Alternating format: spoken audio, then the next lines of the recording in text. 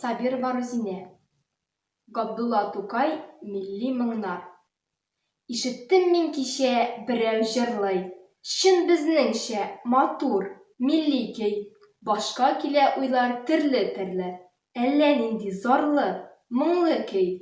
Өзелеп кенә әйтеп бирә татар күңеле ниләр сизгәнен. Мескен булып торган 300 елда тәкъдир безне ничек изгәнен. Күпме михнәт чиккән безнең халык, күпме күз яшьләре түгелгән. Милли хисләр белән ялкынланып, сызлып чыга күңеленнән. Хәйран булып җырны тыңлап тордым, ташлап түбән дөнья уйларын.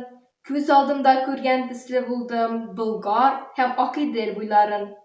Түзә алмадым, бардым җырлаучыга.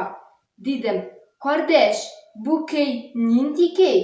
Җавабында милләттәшем миңа: «Бу көй була», диде, Әллүки.